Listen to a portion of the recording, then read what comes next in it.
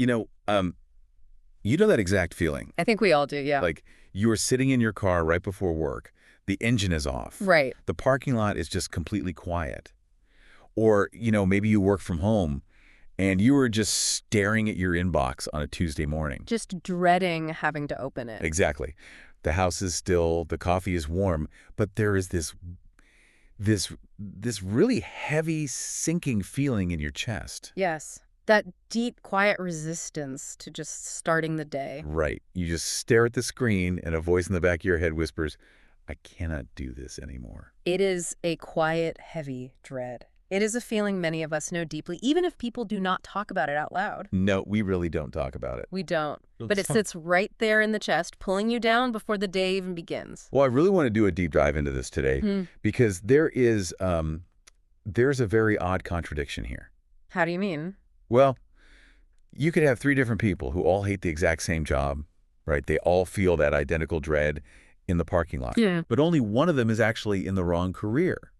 Yet so many of us feel totally stuck, like frozen in place, because we simply cannot separate that heavy feeling from the actual facts of our life. We see this deeply human struggle all the time. A truly brilliant person might feel like they chose the completely wrong path just because they're going through a brutal month. Right, like one bad month ruins everything. Exactly. They might want to walk away from a true calling that they were built for, while someone else sitting one desk over might push through years of that quiet dread. Just ignoring it. Yes, convincing themselves it is just a passing phase and losing a little bit of their spark every single day. But why is it so hard to just look at our own lives and tell the difference? It is a very clouded space to be in. Right. Why can't we just look at the facts and say, oh, I am in the wrong place, or I am just having a bad week? It feels like naming the problem is somehow dangerous. It does feel dangerous. So we just sit in the pain, sometimes for years, paralyzed by overthinking. We spend our weekends dreading Monday instead of actually finding clarity. Naming the problem feels dangerous because of the massive weight of what comes next. The aftermath, basically. Right. If you sit in that car and finally admit this is the wrong career, you are not just changing your Tuesday. You feel like you have to change your whole identity. Oh, wow. Yeah, that is a huge leap. Think about what is at stake for people. Many people carry very heavy family hopes on their shoulders. That's for sure. Maybe your family sacrificed a lot to put you through school for this exact field. Right, and if you walk away, you feel like you are letting everyone down, not just yourself. The fear of failure just takes over completely. Exactly. Society gives us very strict, narrow rules for defining success. Get the degree, get the title. Yes, you climb the ladder. If you admit the path is wrong, your mind immediately tells you that you have wasted years of your life.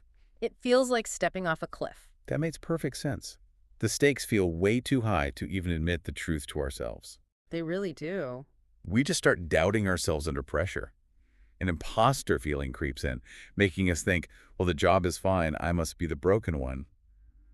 We blame our own mindset instead of looking clearly at the work itself. And because that truth is so scary, the mind just downgrades the signal. Downgrades it? What do you mean? It softens the blow. It calls it a bad week, a bad boss, or a stressful month. It will blame anything to avoid the scary truth of a wrong career. Just to keep us safe from the big scary change. Exactly. So people just sit in that tension, floating in the middle, not knowing if they are facing a bad week or a completely wrong life path. Okay, so if our minds are actively working against us with all this fear and denial, what is actually creating that heavy feeling in the chest? That is the real question. Right. When we strip away the job titles and look at basic human psychology, what is causing that physical sinking feeling? It comes down to the body's hidden alarm system. Think about the core needs people have when they go to work. Like a paycheck. Well, deeper than that. We need to have a say in what we do. We need to feel capable. And we need to feel some true connection with others. Okay, yeah. Autonomy, skill, and people. Right. When even one of those basic needs starts to wobble, our nervous system senses danger and sends out a general alarm. A general alarm. Like, it does not give you a detailed report of what is wrong. No, because the deepest parts of our brain do not use words. They use feelings to keep us safe. The brain does not label the threat. It does not hand you a neat little note saying, you lack a voice in this new project, and your boss is ignoring your input. It would be so much easier if it did. It really would.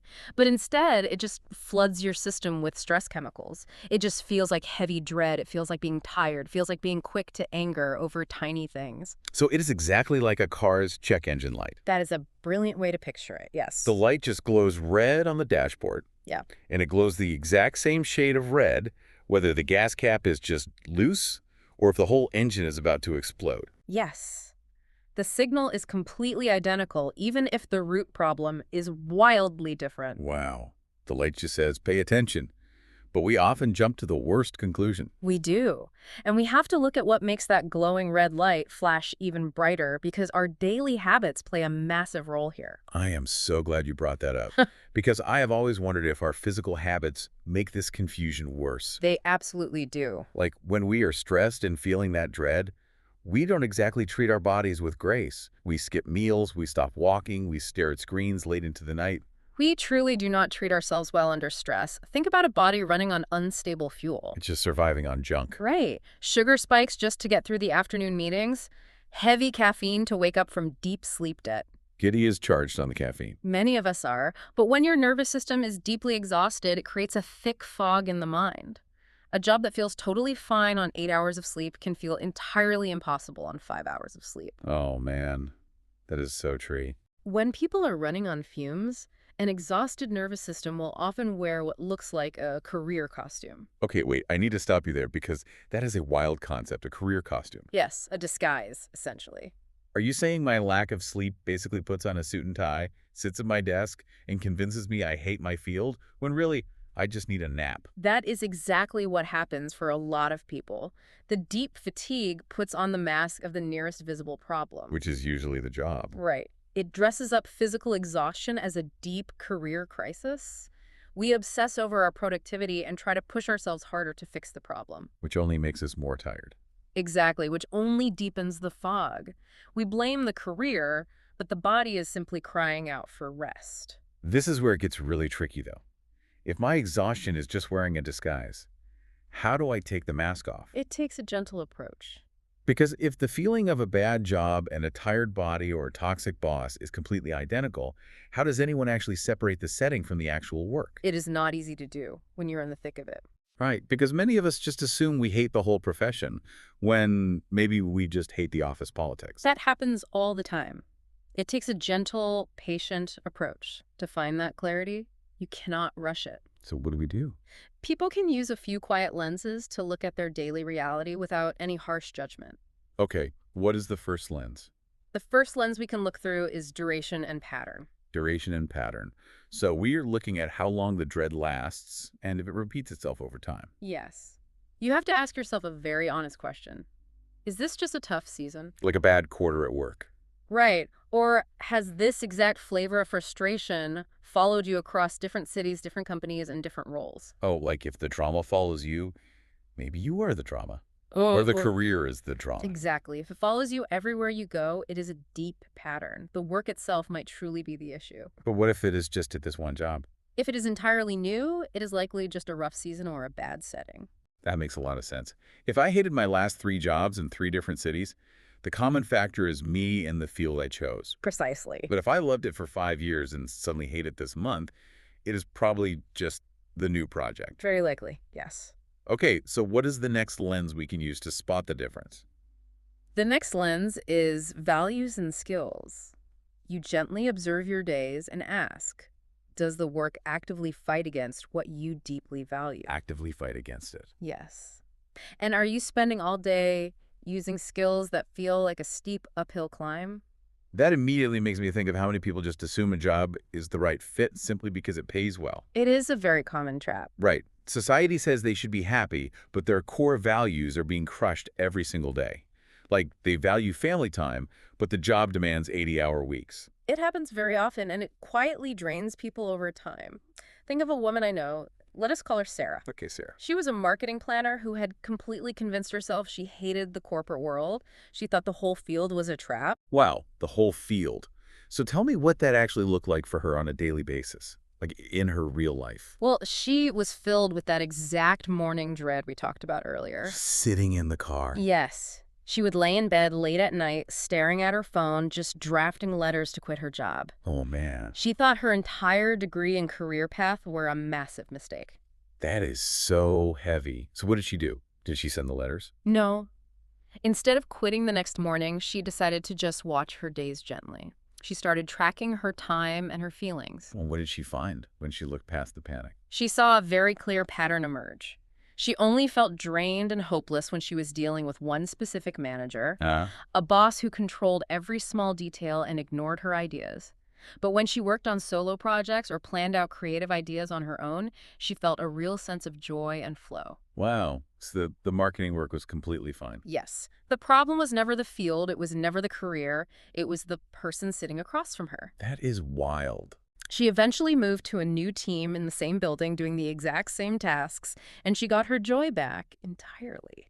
That completely flips the script. Yeah. Because we are always told if you are good at it, you belong there. It is a very common myth. Right. But Sarah was probably very good at her job, even when she hated doing it for that boss. Does being good at a job mean we are actually in the right place? That is one of the most common traps people fall into. We confuse being good at something with being fulfilled by it. Competence is not the same as joy. You can be excellent at something that quietly drains your spirit every single day. That is a tough pill to swallow. It is. People will praise you for it, they will pay you well for it, and that praise can keep you locked in a cage for years. That is a massive shift in perception. Just because I can do it well doesn't mean I should spend my life doing it. Exactly. But it takes real discipline to admit that to yourself, especially when everyone is clapping for you.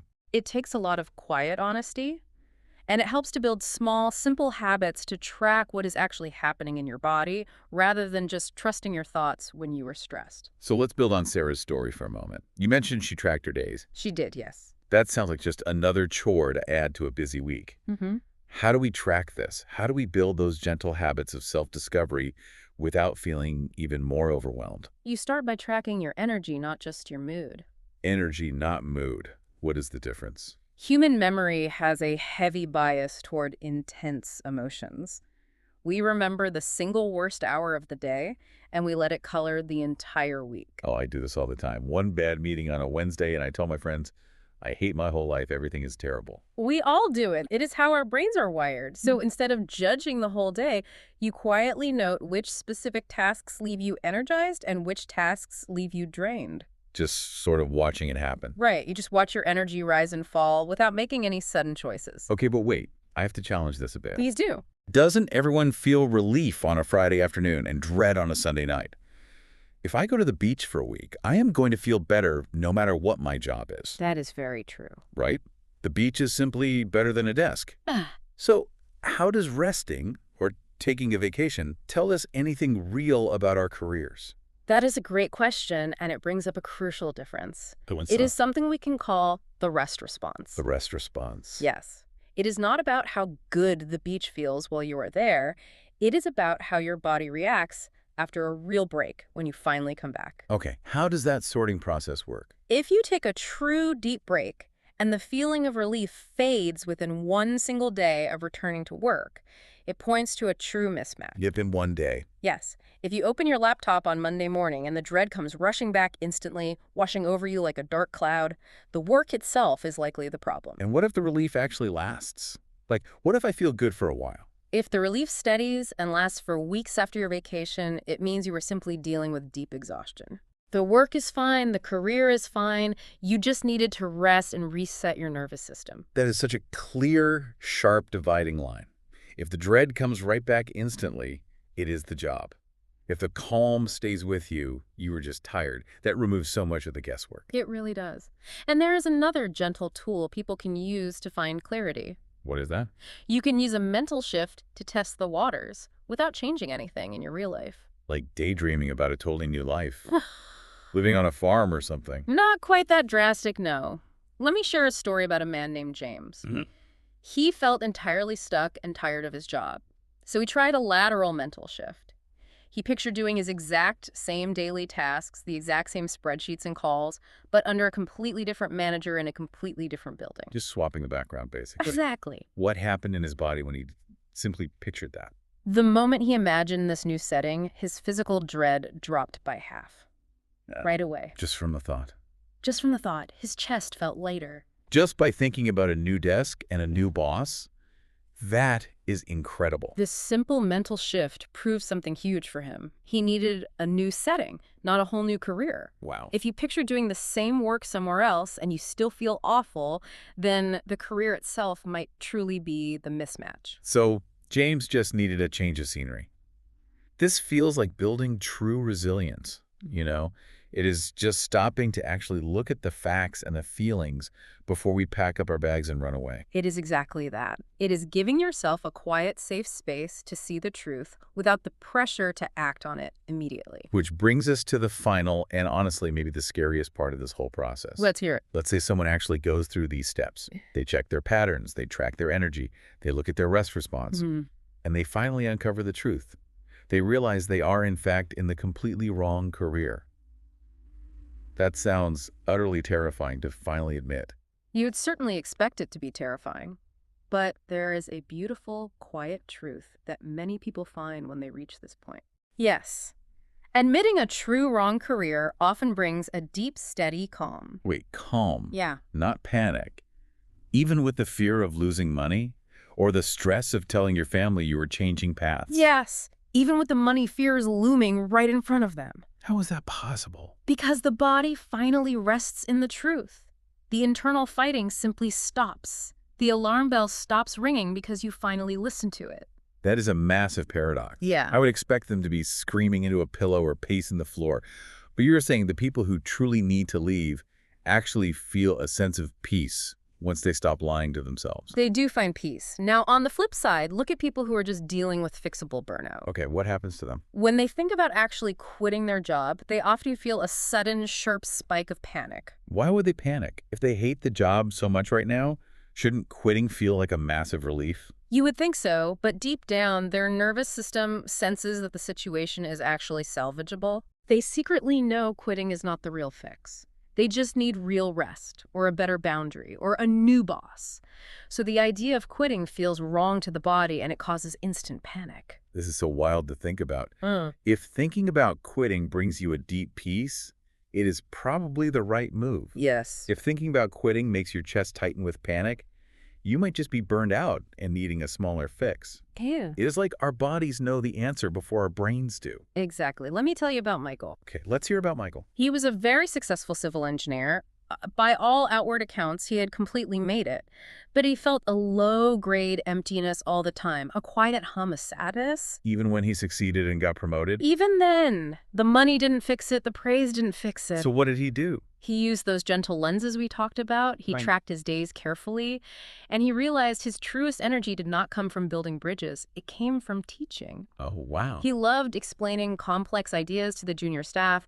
That is when his eyes would light up. Now, most people in that situation would just panic quit, which usually ends up being a massive mess. How did he actually navigate moving from his old job to teaching? Did he just leave the next day? No, and this is the most important part of his story. He did not leap overnight. Good for him. He patiently built a training role inside his own company over an entire year. He slowly shifted his daily work, step by step, testing the waters. So he played the long game. He didn't burn any bridges, no pun intended. Right, no pun intended. Yeah. He played the long game, and the relief he felt deepened slowly over time. It was a gentle, steady alignment with his true nature. That really challenges the whole comparison culture we live in right now. We log online and see people making these huge dramatic leaps, quitting their jobs in a blaze of glory on video. Yes, the viral quitting video. Right, and we think if we don't do that, we are cowards. But patience is often much braver than a sudden leap. It truly is braver. Stepping away from that digital noise, ignoring what society tells you to do, and giving yourself a quiet window of time to reflect. That is what brings true, lasting clarity. So we go all the way back to that car, sitting in the quiet parking lot with the engine off. That heavy feeling in your chest doesn't have to be a life sentence, and it definitely doesn't mean you have to burn your entire life down by noon. Not at all. It is just a signal, a check engine light, asking you to look under the hood with a little bit of grace. It is simply an invitation to learn about yourself. It changes everything when you view it that way. Growth is not a place you arrive at one day. It is a direction you choose every single day through small awareness and gentle choices. You can just take one small step today to notice your own life and let the truth unfold at its own pace. These thoughts, these questions, they don't have to stop here. Geeks Mindset has many more podcasts and videos just like this one. Subscribe to the channel and explore other episodes. They all flow the same thoughtful way. If this podcast felt genuinely useful to you, share it with even one person in your life. That one share can bring a real change in someone's life, and it helps Geeks Mindset reach more people who truly need this. If this brought you real value, look for the join button right next to the Geeks Mindset logo below this video. Click it and become a member of the Mindset Support Circle. Your support helps honest mindset awareness reach thousands who are silently struggling. Geeks Mindset moves forward because of you. Thank you so much from the heart for being here.